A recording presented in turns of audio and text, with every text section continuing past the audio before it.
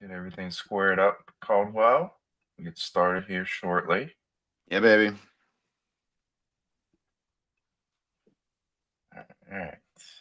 Good on that side. Good on X. And the Instagram is good. All right. Welcome, everyone, into another edition of the 9 Minute Go. It's your boy D Hall back again with Commissioner Caldwell. How are you, sir? I'm good, man. Saturday morning, it's soccer Saturday for us here in a little bit, so we're ripping an early one, but appreciate you jumping on early with me, Hall. Yeah, absolutely. It's definitely starting to turn. I know we've had some pretty nice weather the last couple of weeks. But I woke up this morning, went outside to get my computer out of the car, and there was a little chill in the air. And I'm like, all right, now we're getting into some wrestling season. That's what I need to feel. But man, certainly we had a fantastic event. What was it last week now out in Detroit? Just talk about your overall thoughts and how it went. For me, the wrestling was absolutely fantastic. Yeah, it was great to partner with Beat the Streets Detroit too. I think that's first and foremost. Obviously, to have the opportunity to put our event on in front of the kids in Detroit was a great thing to be able to do. Kudos to Joe Russo for helping get that set up and get everything in place for it, to just really allow us to waltz right in and just put our event on. So grateful for him, thankful for Beat the Streets Detroit for that opportunity to be out in Michigan. Yeah, the wrestling was great though. I know we had 5 matches again, a little bit of a smaller showcase, kind of like Jersey was. But the wrestling was great. It was awesome to have the big boys back on the card as well. Having 2 heavyweight matches, I think probably the fan favorite match, that overtime match between Christian Lance and Sam Schuyler. They were trading shots left and right for the entire time and then some. Yeah, and you talk about that match in particular. You already posted a little highlight reel on Instagram of that match. So those of you that haven't checked it out, check it out. But I'm going to see if I can pull it up here. Let's see here. We got their Instagram account here. So yeah, here we go. Just really an awesome match, and like you said, um getting these big boy matches back, and you see it right there. Like these dudes don't move like normal heavyweights. It's just unbelievable to watch these guys go. And I think two guys that hopefully we'll see again in the CWA. It's not going to be their last time, that's for sure. Well, no, I mean Christian's coming up here in a few weeks, going Mhm. against Jordan Wood in Williamsport. So excited to have him in back-to-back showcases. I know he was excited about the opportunity to do that. So yeah, he represented the Whitetails well, and I feel like those guys are on a little bit of a heater right now. They won 3 in a row in Pittsburgh, and then Brian Courtney won in New Jersey, and then now Christian Mhm. in Detroit. So that team, is really proven that they got some studs on it. It'll be a tough out come next fall. Yeah, definitely. It's certainly moving in the right direction for the Whitetails. They're picking up pieces really quick, and the roster looks fantastic. Yeah, Like as you said, we get towards the fall. Um, okay, not that wasn't like you. That wasn't the only heavyweight match we saw. We saw, of course, a return of Big Meech. Demetrius Thomas returns to the CWA mat. Um, and wrestling a guy that was a late addition, but man, you got to be excited in what you saw out of Gas Tank Gary and Meech in that match. yeah, for sure. They both let it hang out there. I think Meech was just a little more game in that moment. Like we said, Gas Tank kind of came in late notice, as Gerard Trice wasn't able to be there because of the flu. So, but kudos to Gary, because for him to be able to step in on a moment's notice like that, it was great. And obviously, we've wanted to have him involved in a while. The opportunity for him, now that he's on the East Coast, he's in Pittsburgh now, just made it that much easier to get him in the loop. So exciting to be able to grab him and get him involved. And I think he's going to be another one that's going to be around for a while with us. Before we get to the main event, first of all, just to touch on the undercard match, that was a beat the streets match that Joe Russo helped put together. Man, fantastic match. Two kids that were really game. They like you just like they let it all hang out there. But man, Derek and Williams, he's going to be a problem at 120 pounds, not only in Cleveland and Ohio, but in the country. Yeah, I mean he is slapped together for 120 pounds, that's for sure. And his motion's great. He's really good at his short offense, and yeah, he creates a lot of problems for a lot of people. I can see that. He was a state finalist 2 years ago, third last year. I'm sure he's chomping at the bit to get on top of that podium at the Ohio State tournament. But Levi Foster, he's a tough opponent. It just Darion just overwhelmed him, and I think it just frustrated him probably in a couple of positions, and Darion exposed him there. So awesome match though by both of them, be able to let it hang out. And yeah, I mean, it was a delight to have those guys on board. No doubt. Matt Weinberg is on a little bit of a tear here, buddy. I mean, he is. We Yeah. talked to him a little bit after the event, but just give me your thoughts on Matt Weinberg. Yeah, man, he keeps showing up and he keeps doing a great job. And really, I mean, he was about one DDT away from being 3-0, just like Meach, Yep. in that first match against Scott Joel.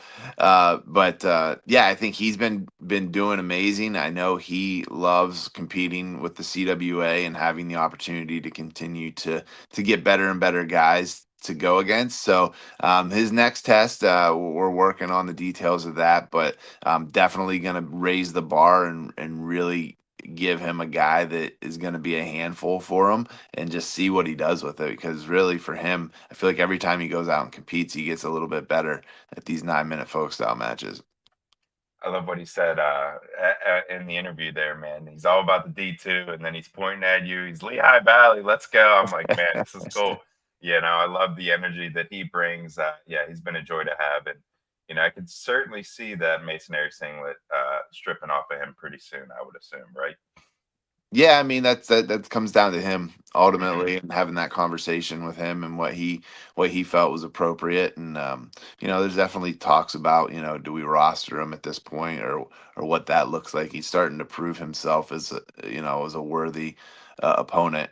We really didn't know what we were getting when we first signed him up and had him wrestle in Pittsburgh. But man, he's when you got guys like Trent texting you the next day and saying, "Dude, I didn't know his game was that good." Then obviously you feel like, okay, this guy can hang with some of the better guys.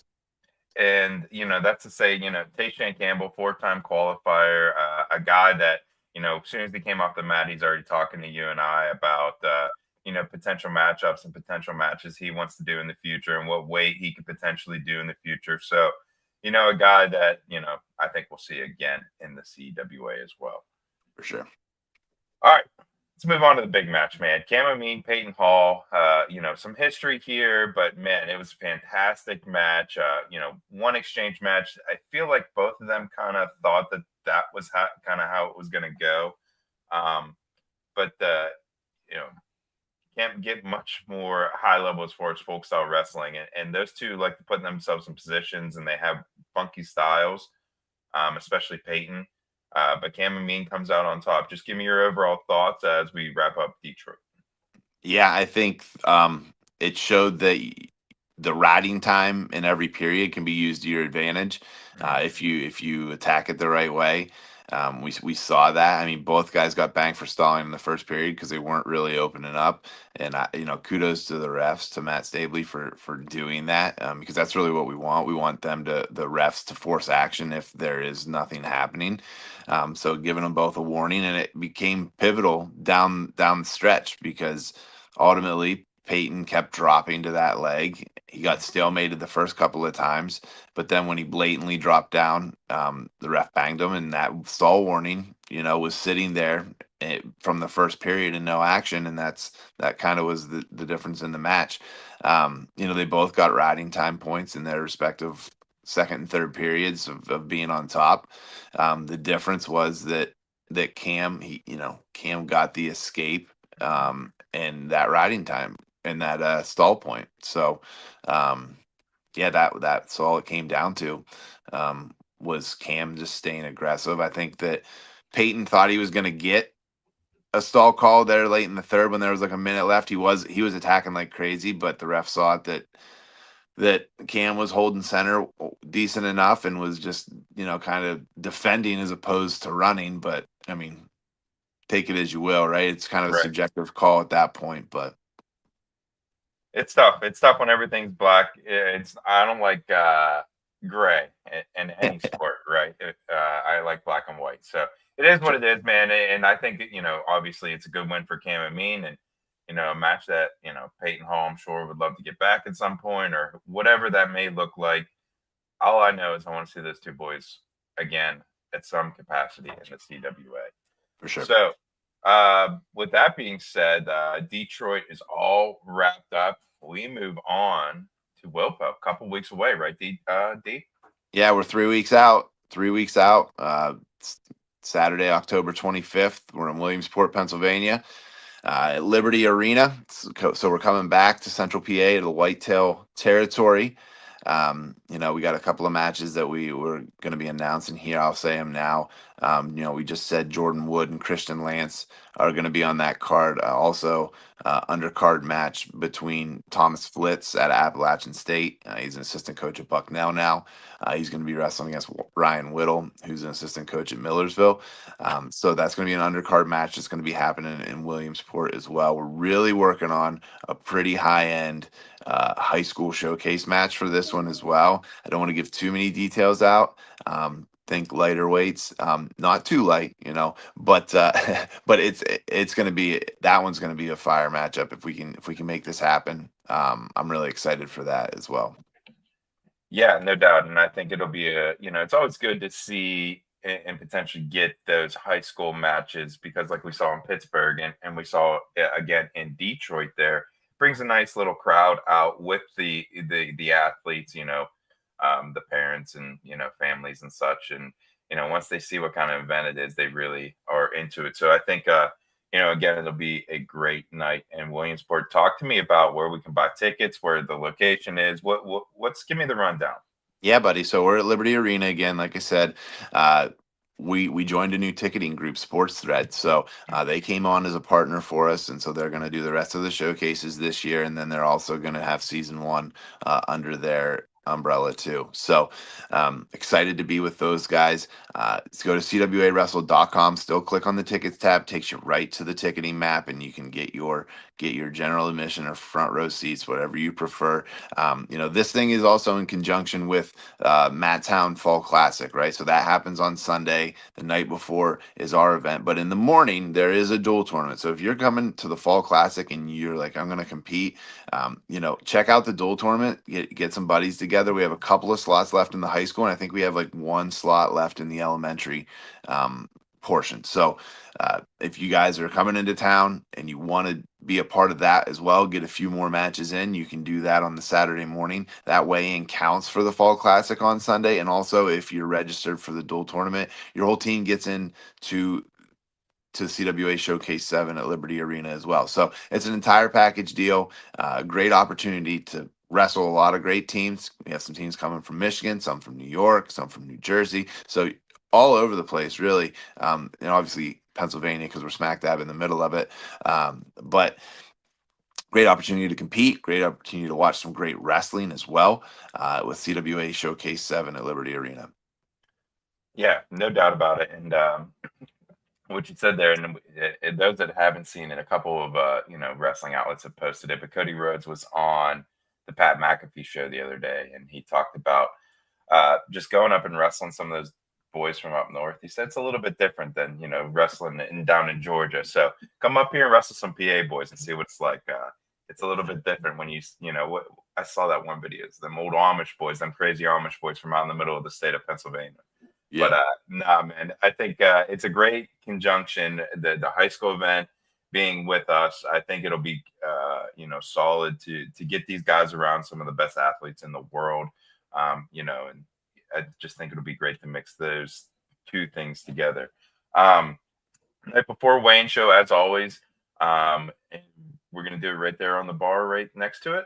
Yeah, Scores Bar and Grill will be there Friday night. We're gonna be, we're gonna be having that event at 7 p.m. night before, 24-hour weigh-in for these guys. Like always, really excited to have. We got a couple. We got a bunch more matches. Actually, they're gonna be coming for this one. So just have to get some things finalized through this weekend, and then we'll be able to really rip all those out. Let everybody know who all is going to be competing at CWA Showcase 7. With that too. I don't know how many wrestling moms are watching this right now, but the guy John Goslin from John and K Plus 8 is actually going to be DJing that night at Scores. So he's going That's to right. be I forgot like about that. our outro. Yeah, like so we're going to have the show. He's going to be there setting up as our show's going on, and then he's kind of as we are leaving, he's going to be our outro, and then he'll be there DJing for the night. So if you're in the Williamsport area, want to meet that guy. I know he's kind of been in the news lately. There's like a Netflix series of him and everything. So kind of crazy how that all worked out. But yeah, so John Goslin's going to be there DJing Friday night. And then obviously DJ Wild, he'll be there for us, our mainstay guy for the event on Saturday.